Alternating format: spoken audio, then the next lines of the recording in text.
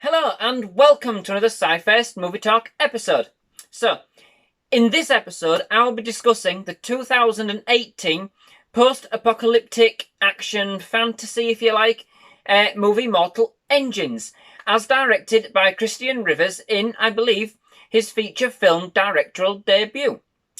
The film is actually based on the novel of the same name, written by Philip Reeve, which I believe is kind of also like part of an anthology of stories, which does make for a ready-made source of material for any potential sequels, of course. Now, I must say that I haven't read, like most films related to books, that I haven't read any of the books. And so I can't really give any reference or indication as to how true the book is to the movie and, how close they actually were. So if you have, please feel free to let me know your thoughts on this in the comments below. I'd be really interested to know what you thought. So, the movie is set in our future on Earth following a massive catastrophic war, basically, which kind of saw most of the Earth obliterated in the space of 60 minutes at the hands of a weapon of unimaginable power, known as the 60-minute war. Humans have now taken to living, for the most part, in movable towns and cities, basically great big things on wheels. And we catch up with one of the most expansive cities of the movie, London, after London basically crosses the channel into Europe. London is what's known as a predator city, meaning that it literally chases down and captures smaller towns, ingests them, if you will, and kind of uses all of their resources and materials in order to fuel the city's ever-hungry kind of engine, or the beast, as it's known. The movie sets us straight off on a chase between London and a small town known as Shalsaken.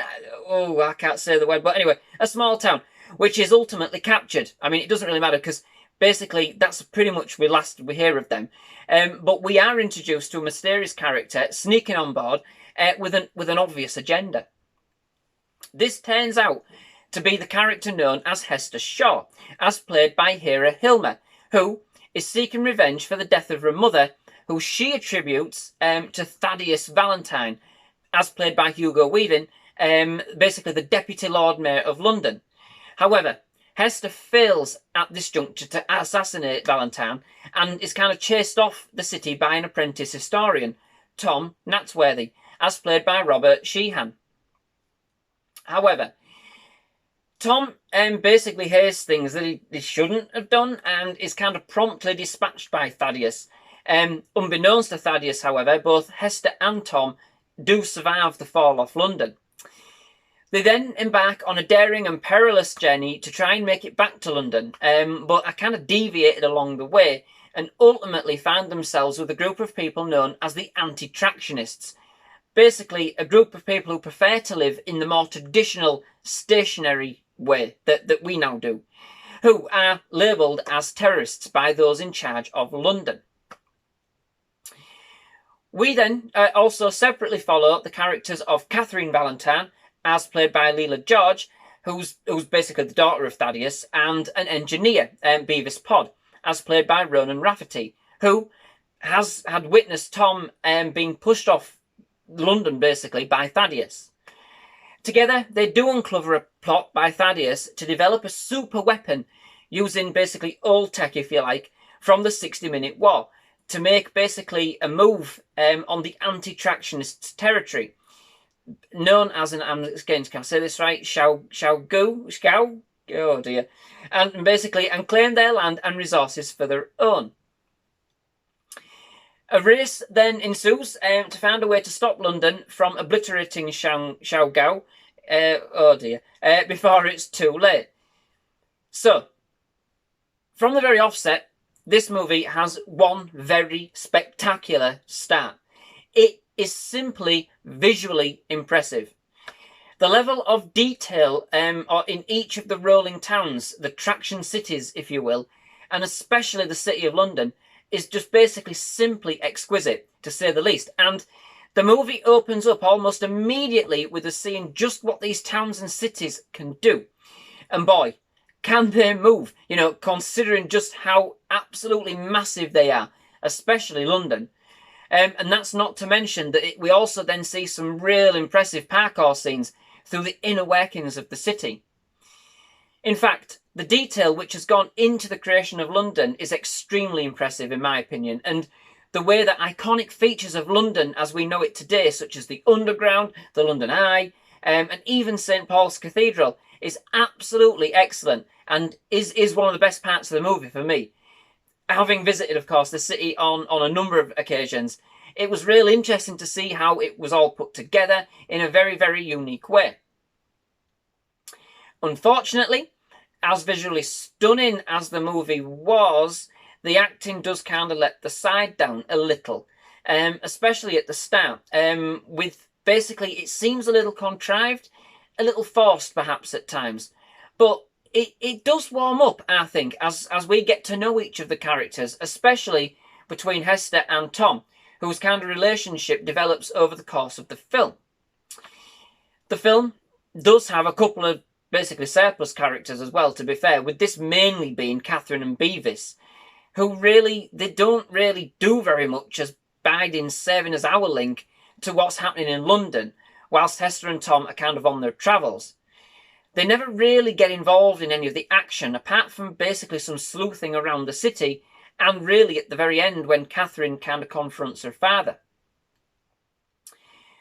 One of the running themes is the link to the past, the ancient times, if you like, as they say in the movie, which is basically our present.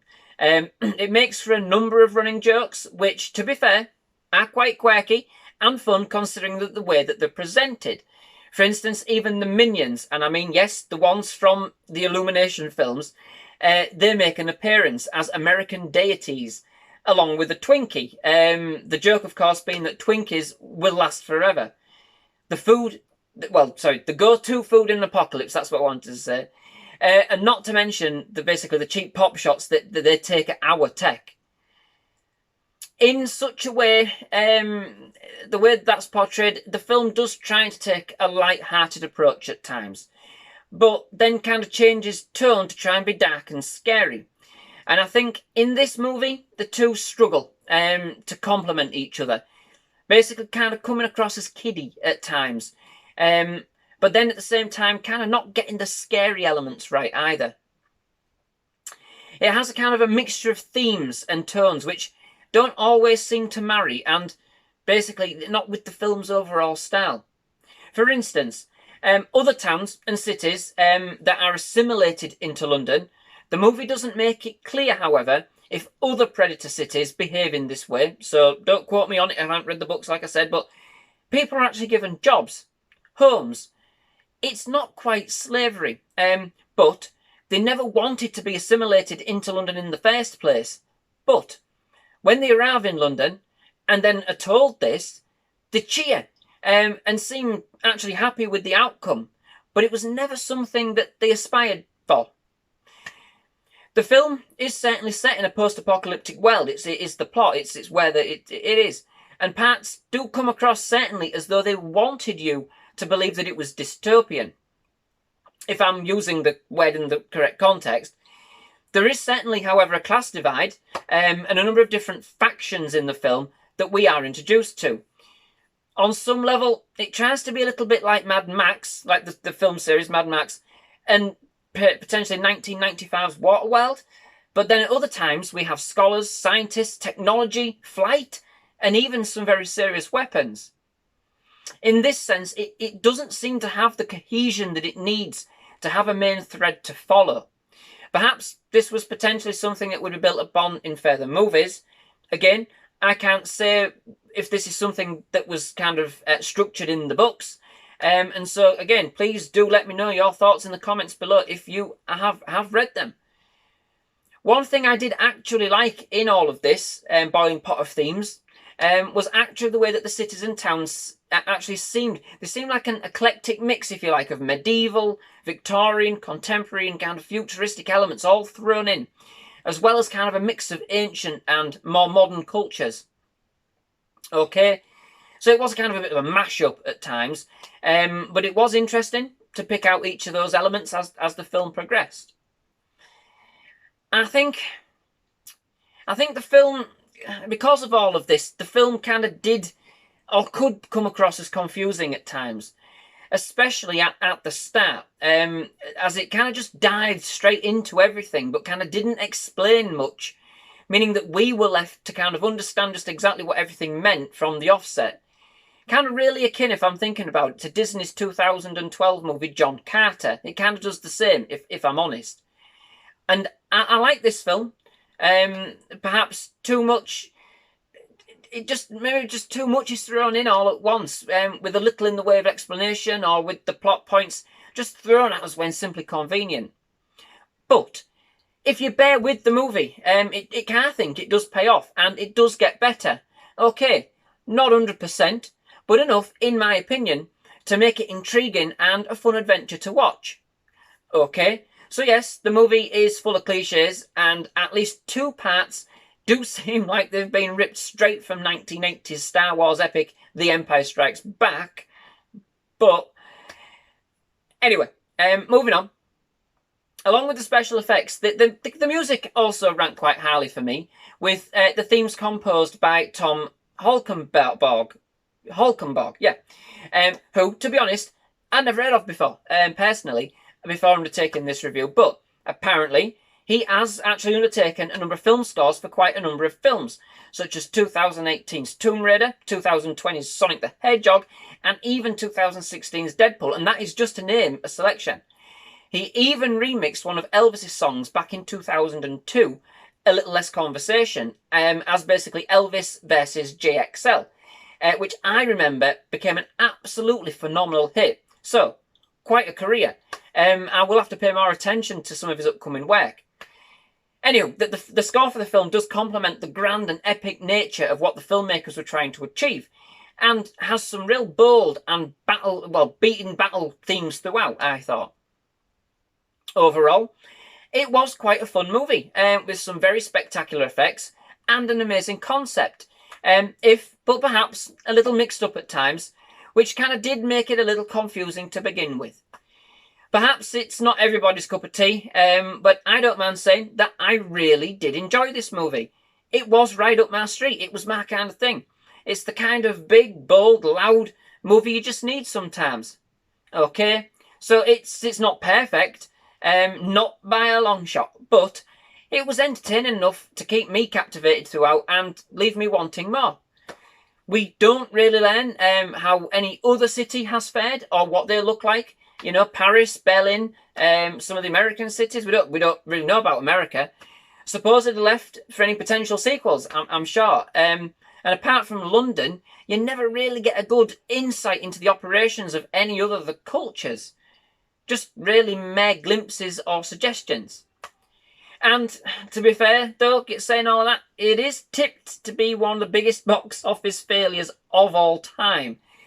So no, I don't think a sequel will be forthcoming at any time soon, if at all. So we're never really going to find out the answers to these questions. Well, at least on the big screen, big screen at least. You know, oh well, never mind. So that brings me to the end of this episode. Many thanks for watching. I do hope you've enjoyed this review. If you have, please leave a like. Please do hit that subscribe button for more movie reviews, more trailer reactions, and more other movie-related items such as movie gameplays and walkthroughs and things. Anything that we can think of movie-related. But yeah, but mainly, please do come back to SciFirst MovieTalk for more of that. Love to see you back. Thank you very much for watching. Goodbye.